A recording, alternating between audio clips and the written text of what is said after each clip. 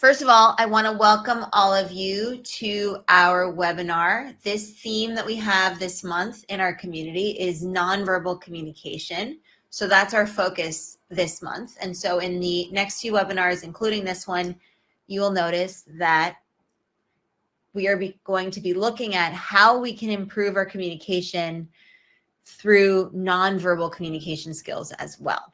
So I'm really excited to share this content with you today.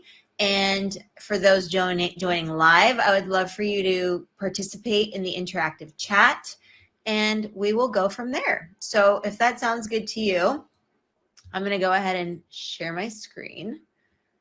Wonderful, wonderful, wonderful, wonderful. Okay, so today we are looking at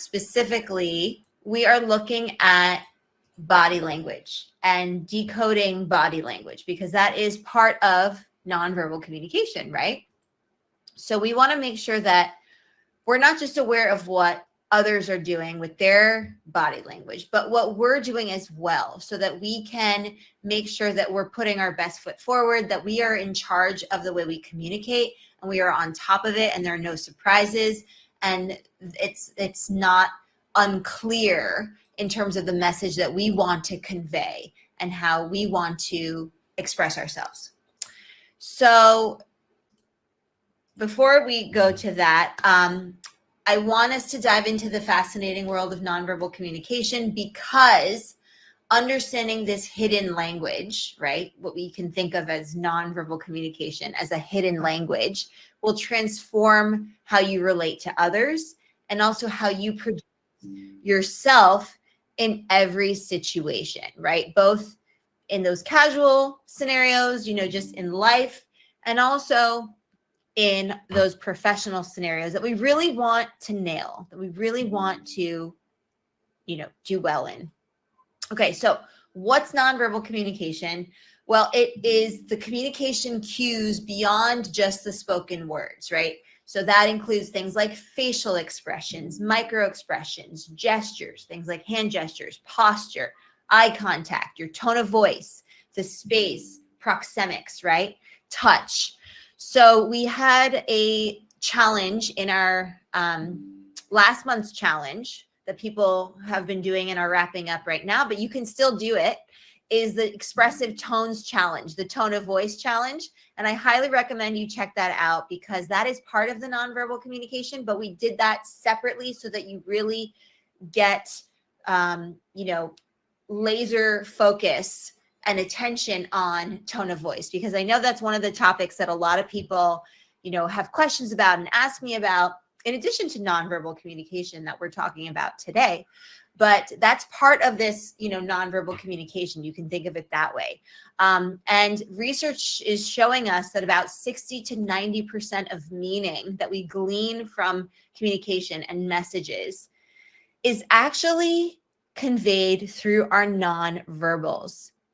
Isn't that crazy to think about? Because a lot of people get caught up on the words they use and, am I fluent enough in this language? Or am I eloquent enough when I speak? The words I use, my word choice, right? People get really bogged down by that. And that doesn't make up as much as we think it does.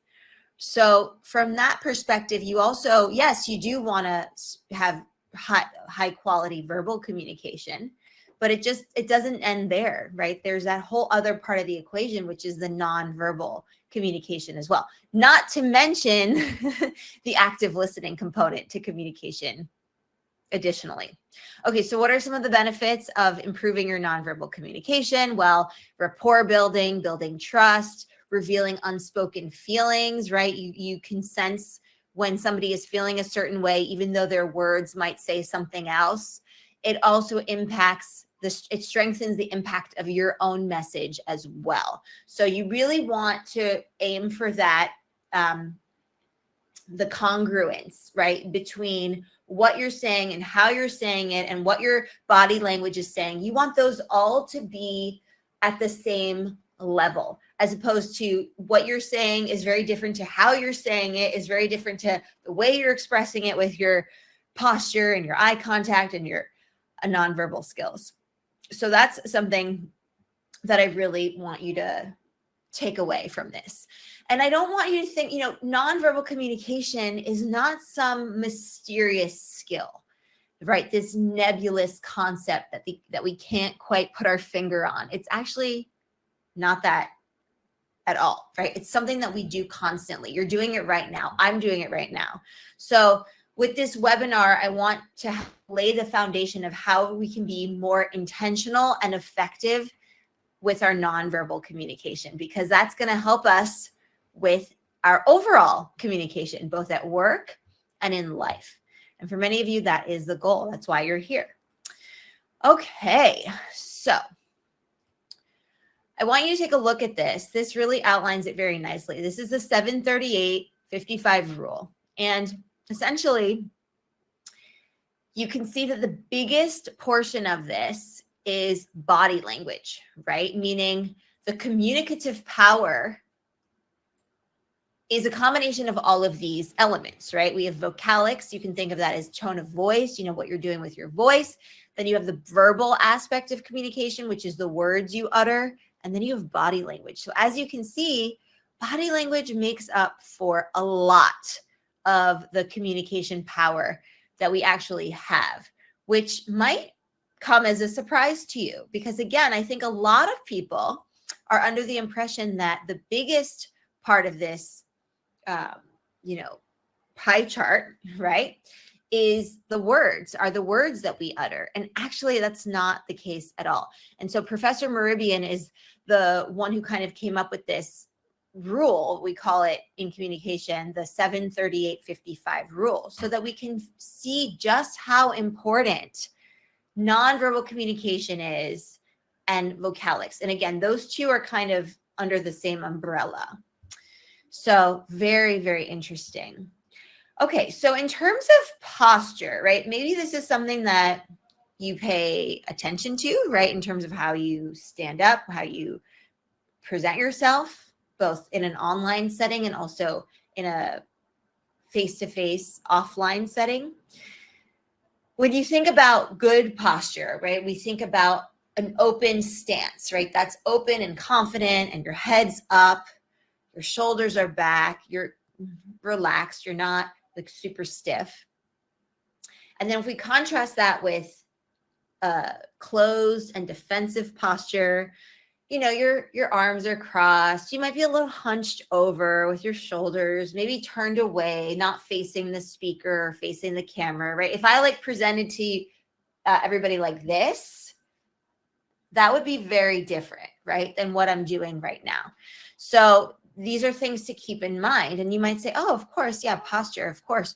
But pay attention to what you're doing. Do you have more of that open, confident body language posture, or is it closed and defensive? And does it change throughout the day depending on who you talk to, or what kind of meetings you go to, or the places you find yourself, right? Does that change? Does the setting and the communication event and the speech act change the way you carry yourself? In terms of power and dominance, right, we're thinking of more of an expansive posture. You're taking up space. You're not afraid to say, I'm here, I'm taking up space, not just with your voice, but with your body language. So wide stance, putting your hands on your waist, right, like a Wonder Woman pose or Superman pose, right? This too, when you walk into a room and you show I'm here, people are going to treat you very differently than as opposed to you coming in, walking in like this, right? Trying to take up as little space as possible. So things to think about, right? Things to think about. Our posture is so important. It cannot be overlooked because it sends very strong messages, very strong signals about how we feel about ourselves, how confident we feel in that moment, how confident we feel about the situation we're in, even if we're not confident, right? So I do want you to be mindful about how you carry yourself, how you comport yourself. It impacts both your internal state, right? So how you treat the situation you're in, and also how you're perceived by the people you're communicating with. Okay?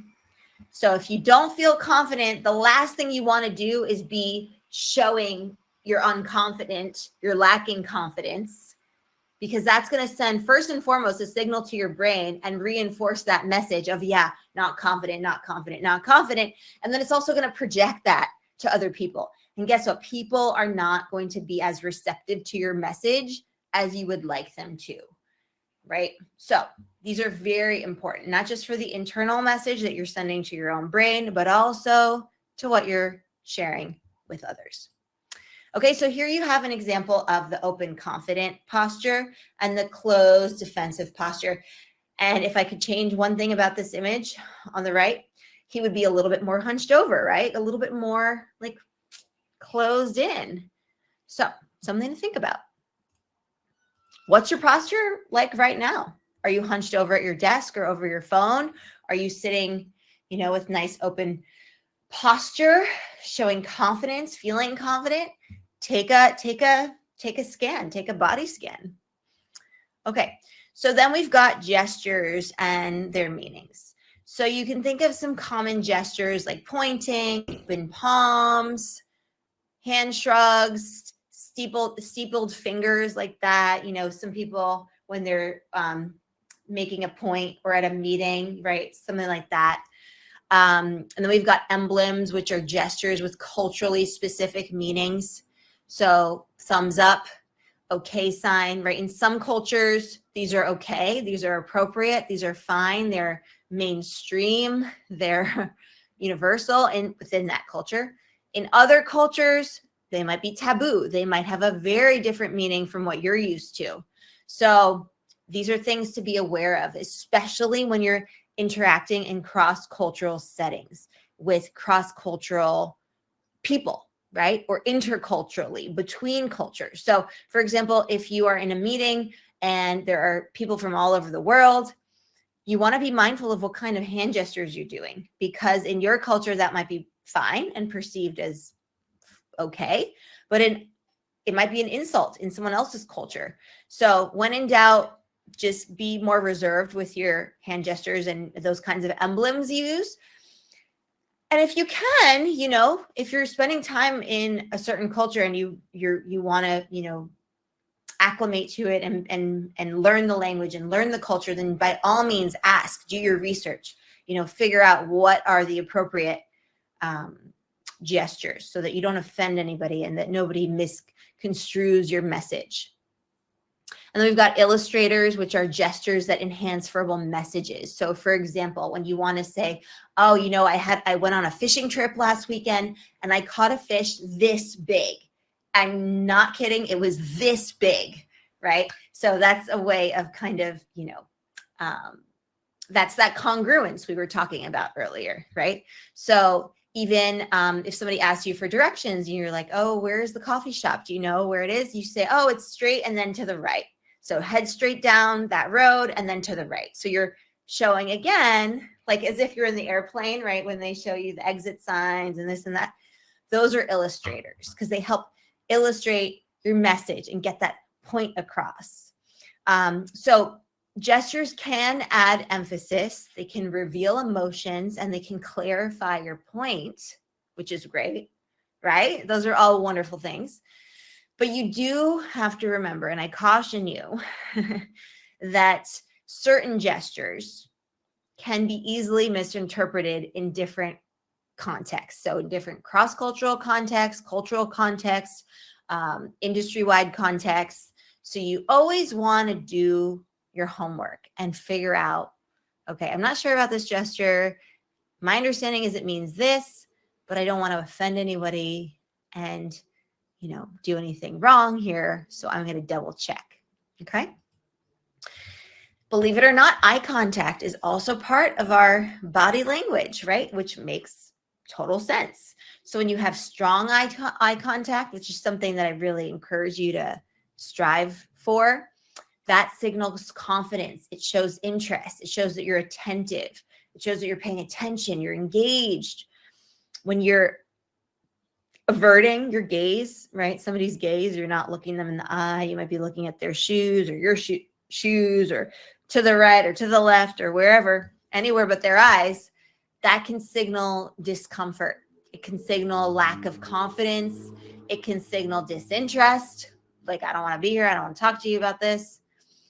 It could even sometimes indicate deception, meaning you're deceiving somebody, right? You're hiding something. Maybe you're not being upfront and honest. So that, again, that's the opposite of building rapport, which we don't want to do. And then, of course, we've got cultural considerations, as always, right? So, what is construed as appropriate in one culture in terms of eye contact will be different in another culture. So in some cultures, like in the American context, we want to look people in the eye, right? Whether they are the president of a company or from the janitorial staff or somebody on your team, doesn't matter. Everyone's equal. We look everyone in the eye and show them that respect. Okay. And it also shows that confidence and that interest and that, again, that human respect. So we treat this as very important. That's for us as Americans and in the American cultural context, eye contact. Okay. However, in some other cultures, it's not appropriate to look somebody in the eye. If they're your boss, for example, you might not look them in the eye. You might be looking down at, downward. So again, this is something that you want to be mindful of. Your eyes are incredibly expressive. Some people call them the window to your soul. That's a beautiful metaphor. So you want to use eye contact to connect with your audience, be it online, offline, in person, not in person. But you also want to be mindful not to overdo it. We're not trying to stare at somebody in the eye, right? That can also make somebody feel uncomfortable.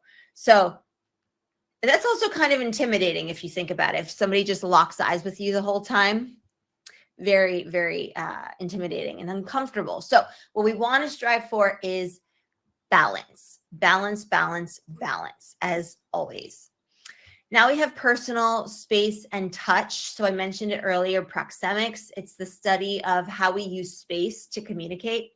In the American cultural context, if you don't know somebody very well, or if you're in a work setting, like think of it as a networking event or a professional event, or you're at some other type of like professional function, you want to stand about at an arm's length distance from somebody. Anything closer than that will make that person feel uncomfortable, right? Now, this is in the American cultural context, but in another country or culture, people might stand closer to you. And if you are coming from an American background, you might not be used to that. And you might feel like it's invading your personal space, but that's how things are done in that culture. So very interesting, isn't it?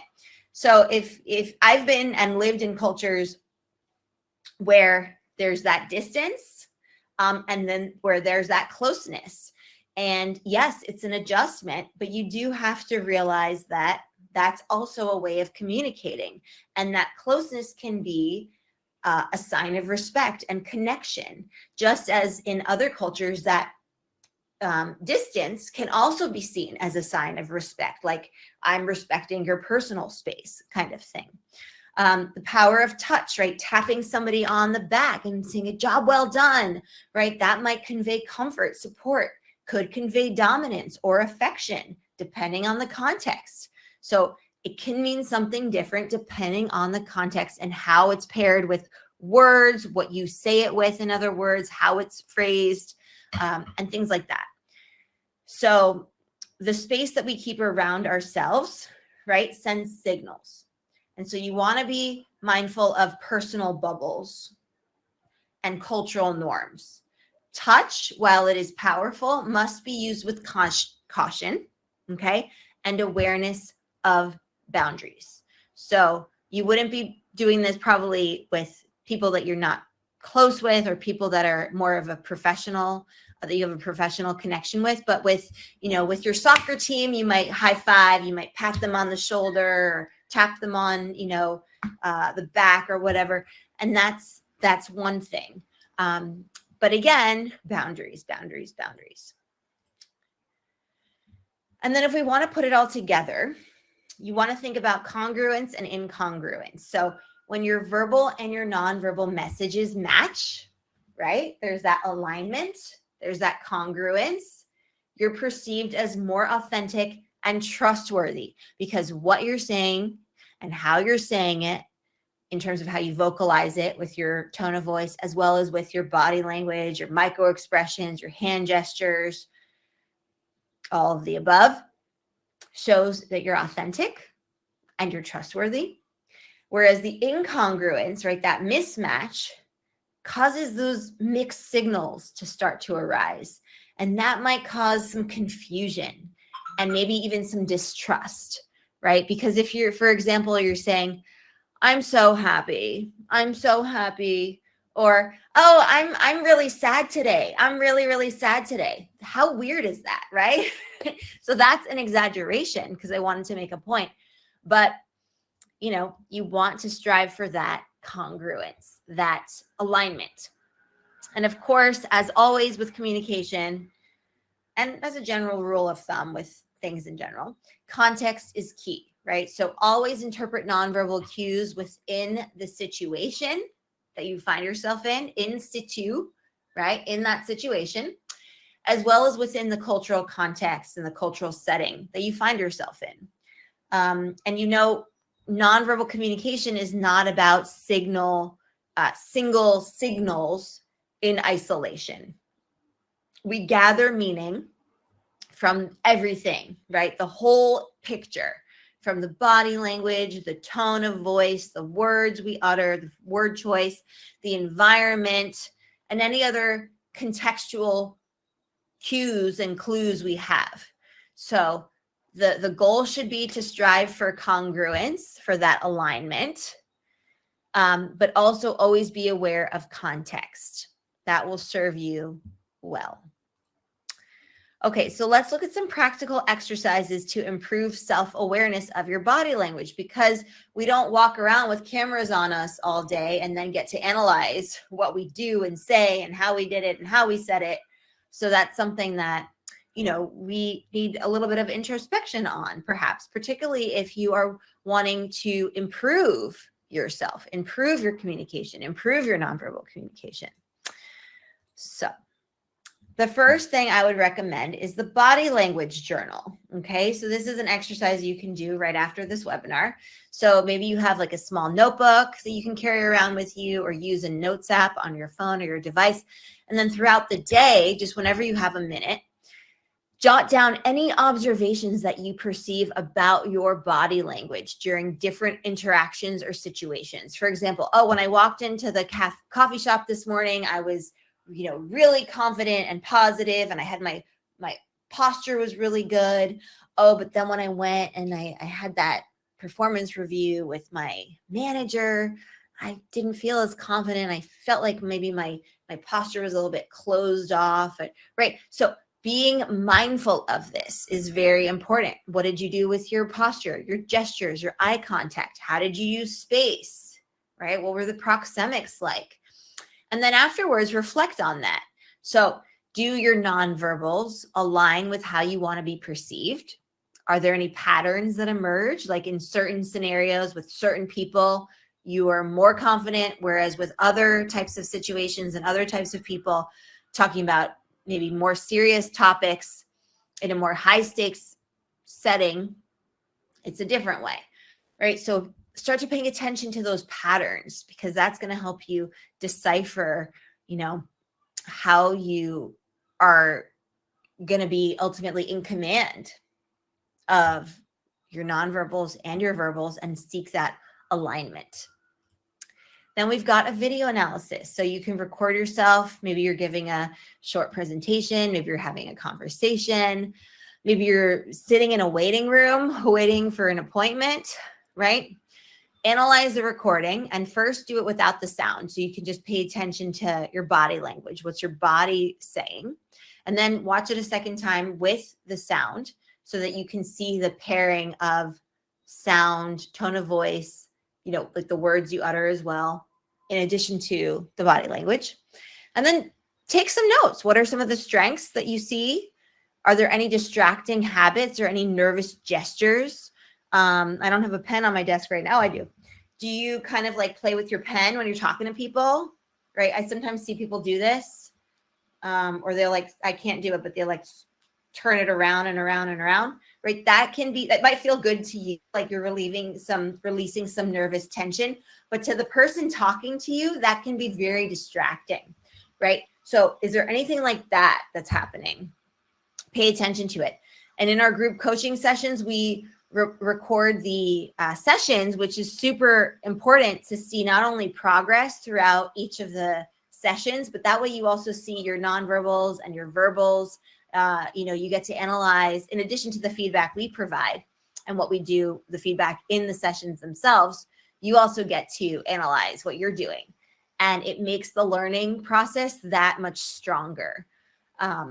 So it's always a good idea to be able to have those.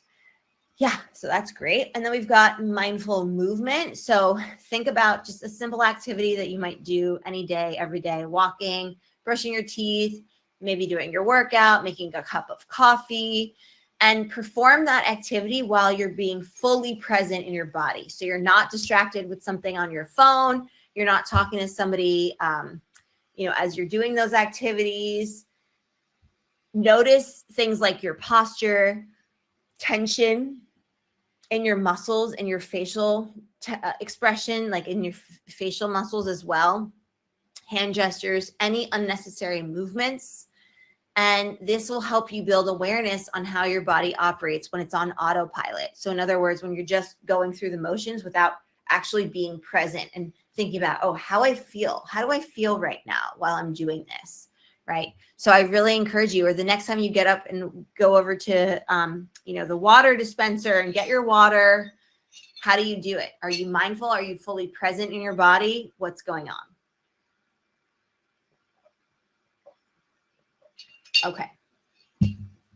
So that's another exercise. And then the expressive mirror. So you're in front of a mirror, you're practicing portraying different emotions, just using only your face and body. Okay. So start with some basic emotions: joy, sadness, anger, frustration, etc. And then move on to more nuanced feelings. Okay. So how does your body shift and change to convey those different states as you're navigating and moving in between, weaving your way through those different feelings? What does your face do? What does your body do? How do you feel internally? And then look at that in the mirror and make that connection with what you see yourself project and how you feel as you're doing that. Because a lot of time when we're talking and we're doing things, we don't see what we're doing, right? When you're talking to people, right? Unless you're doing that, unless you have a mirror in front of you every time you interact with people, which I highly doubt, or a camera following you around all day, which I don't know if that's you. You don't really know that what you do, right? And how you say it and how you do it. So this is a good exercise to start to build that self-awareness. Okay, so a lot of different exercises for you to do here. I really encourage you, maybe just start with one this week, focus on that, and then next week try another. And the more you practice it, the better you'll become. So just start small, right? Don't feel like you need to focus on all of these exercises at once. Focus maybe on one aspect of your body language at a time, like choose proxemics. Okay, I'm going to work on, space, personal space. That's a great one to work on, whatever, or eye contact, or, more confident body language. And then, of course, I always say this: be kind to yourself, right? Be patient with yourself. Change takes time, particularly if it's the change that we want to last, right? That lasting change, as opposed to the ephemeral kind of change, which is not really change. So, body language habits are a lot of the times unconscious, right? We just do it. We don't realize what we're doing. So it's not about judging yourself or judging others. It's about understanding and being more aware of what you do so that you are in control of the message you want to convey and how you best can convey that. And if there's congruence, if there's alignment there, so that people take you seriously, so that people see you as a credible, competent individual, so that they see you as professional, so that they see you as a trustworthy friend, right? So many different, across all different communication contexts, this is so important. And like I said, you know, practice makes progress. So the more mindful you are as you do these activities, the better it will be, the more intentional and thoughtful your nonverbal communication will become. So lots and lots and lots to think about. And you're off to a really good start. If you want to know about more of what we do at Explearning Academy, then you can visit academy.explearning.co. You can read member testimonials, what members have to say about being a member. You can learn more about our plans. You can choose the plan that's right for you. And you can find out what makes us different, what sets us apart, and more things like that. So yeah, just go over to academy.explearning.co. And if you're in the community, then you can go into the webinars space and you'll see an opportunity to upgrade your membership and learn about the plans. Perfect. So that's it for me today. So wonderful to see you all here. I hope you learned a lot. And again, be patient with yourself. This takes time. This is a lot of great work that you're, doing here, that we're doing together. And the fact that you showed up to this tells me that you are putting yourself first and you're investing in yourself and you're taking all of this seriously, because it is transformational in terms of how you communicate with others, how you communicate internally with yourself, and the impact it has on your happiness, on your social life, on your longevity, on your professional skills, on everything that we do in life, because it all comes down to communication, connection, community. Beautiful things. Beautiful, beautiful things. All right. Well, thank you again for joining me. I appreciate your time, and I will see you very soon. Bye for now, everybody.